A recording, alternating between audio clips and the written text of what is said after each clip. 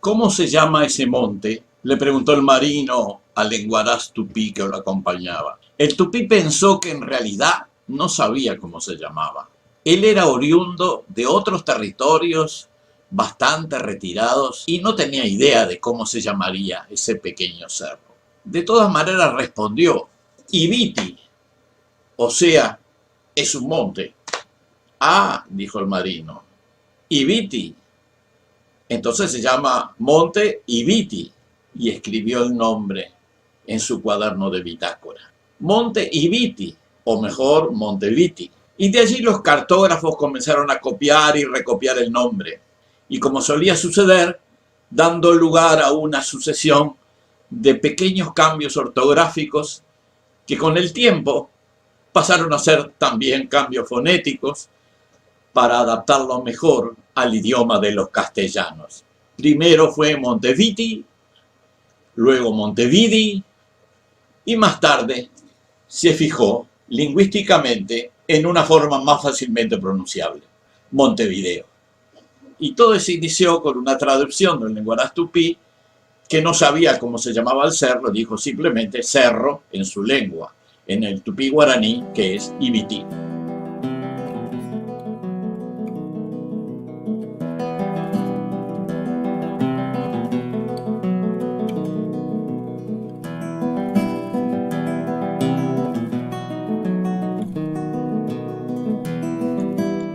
Como decía, ese era el nombre del pequeño cerro de 140 metros, que a pesar de su limitada altitud, sobresalía claramente en un paisaje de suaves lomas que no excedían los 30 o 40 metros.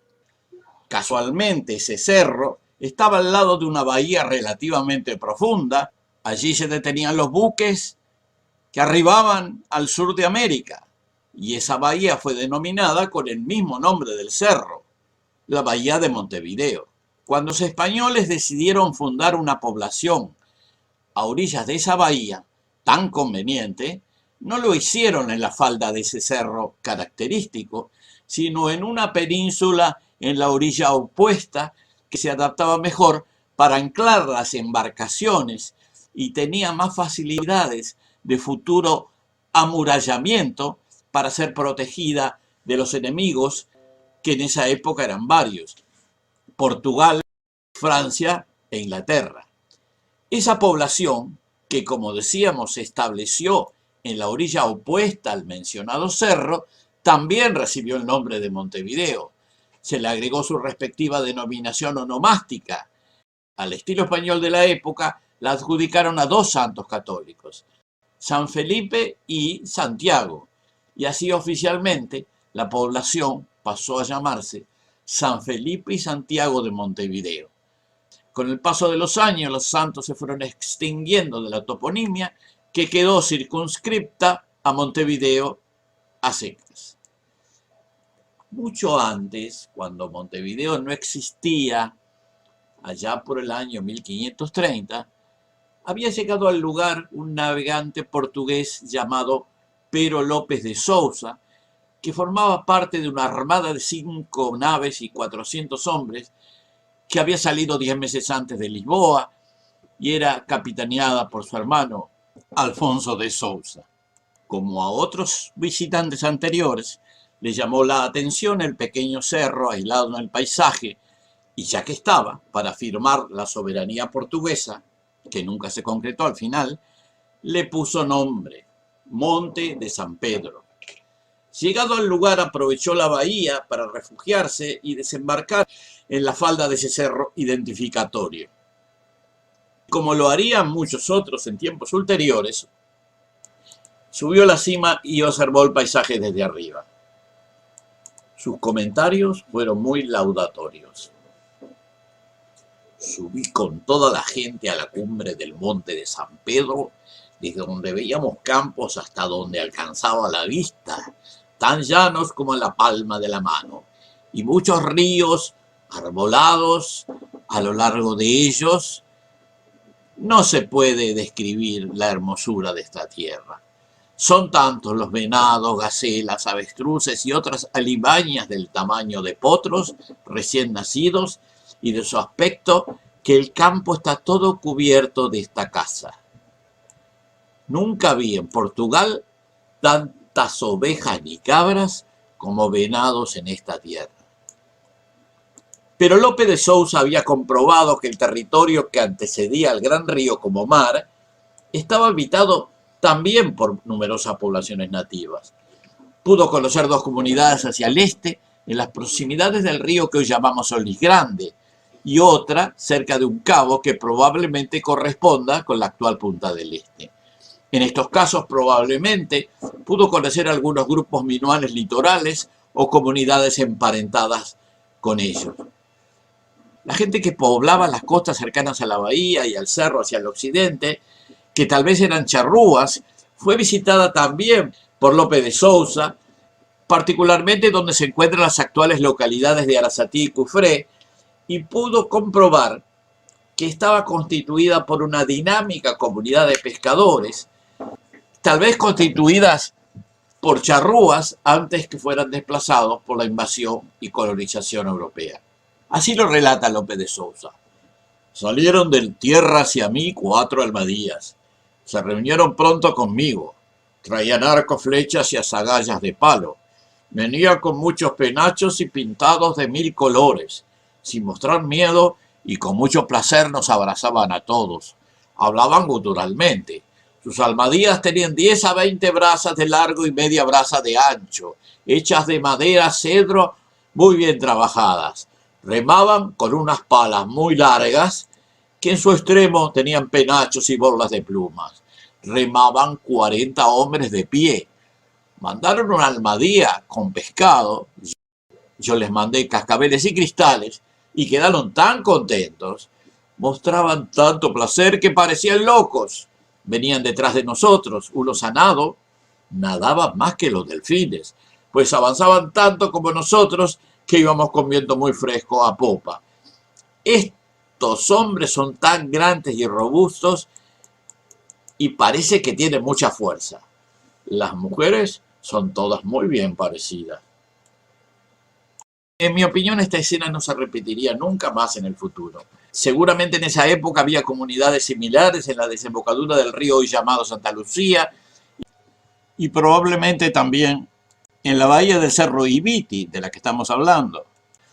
Aunque cuando llegó Lope de Sousa seguramente se habían retirado, tal vez para evitar encontrarse con estos extranjeros de los grandes barcos que podían ser peligrosos.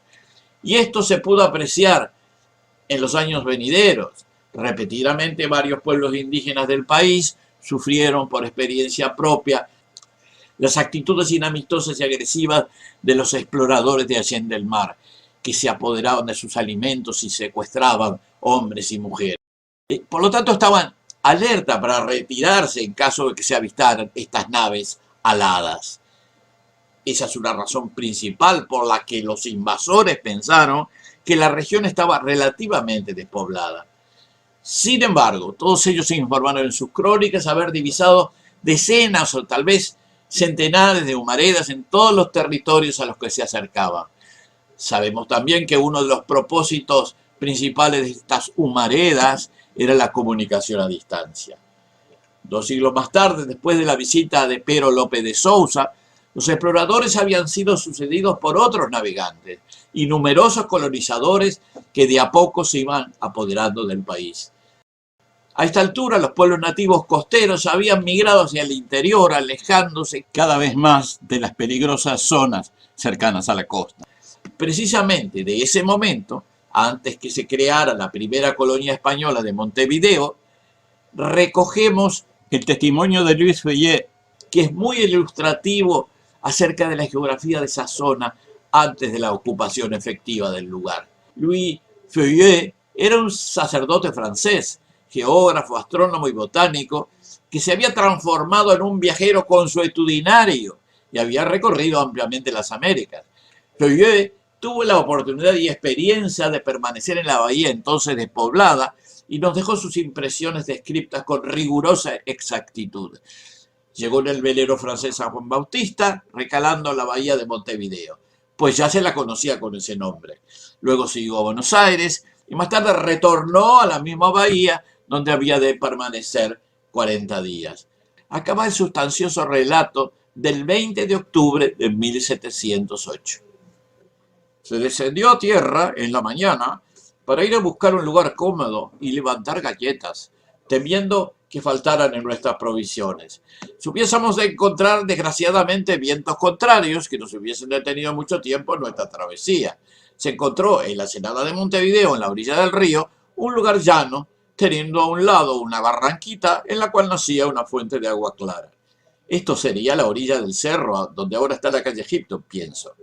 Buscando pues este lugar propio a la intención que teníamos, allí nos detuvimos y comenzamos el mismo día a levantar las carpas. La barca volvió al atardecer. Los marinos nos contaron todo lo que había pasado en su pequeño viaje. Nos hicieron saber que habían abordado por la mañana en una pequeña isla. Bueno, en esta isla que parece ser se trataba de la isla llamada hoy Libertad, en medio de la bahía. Habían encontrado una gran cantidad de nidos de aves escondidos en las hierbas altas hasta la cintura, que era imposible avanzar un paso sin pisar alguno. Que ellos habían llenado la barca hasta la mitad con aves de todas las edades, unas acabando de nacer, otras de más edad, estaban aún en sus nidos, otras los habían abandonado. Corrían para esconderse entre las hierbas y las que podían volar se elevaban en los aires muy asustadas, acompañadas de sus padres y de sus madres, cubriendo el cielo con su multitud y dando grandes gritos que retumbaban en la campaña. En el día siguiente, que era el 21 de octubre, la barca partió al amanecer para llevar las provisiones necesarias a los que habían quedado en tierra. Yo me embarqué con mis instrumentos y encontré a mi llegada las carpas levantadas en el fondo de la ensenada de la que he hablado, de donde venían dos ríos procedentes de las vastas llanuras del Brasil. Bueno, estos ríos eran los arroyos Miguelete y Pantanoso, y obviamente no provenían de las llanuras de Brasil. Era una exageración. Sigue Feyé. Estos ríos eran abundantes en peces de una infinita variedad de especies. En uno de estos ríos, a donde íbamos bastante a menudo a lanzar nuestras redes, encontré peces singulares. Tuve el cuidado de dibujarlos en la historia de los animales. No encontré en estos peces el mismo gusto que tenían los del Río de la Plata. Su carne es insípida, fofa y de un blanco pálido, que atribuí a su alimentación, pues este río es muy barroso. Está hablando del arroyo pantanoso, que dicho sea de paso no era demasiado elogioso el comentario, ¿no? No produce en su lecho ninguna planta y estos animales se ven obligados a comer lo que encuentran en este fango. Y luego continúa.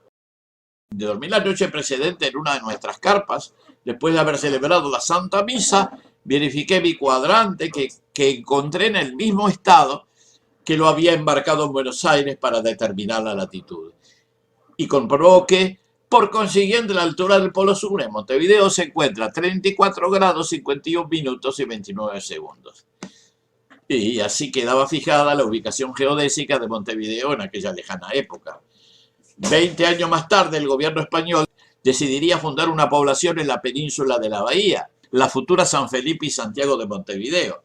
Los colonos fundadores tendrían que batallar con los legítimos propietarios de estas tierras, que era la nación Minuán, a la que derrotarían permitiendo la apertura del país al dominio del Imperio Español, que luego habría de ser sucedido por el Imperio de Portugal y de Brasil.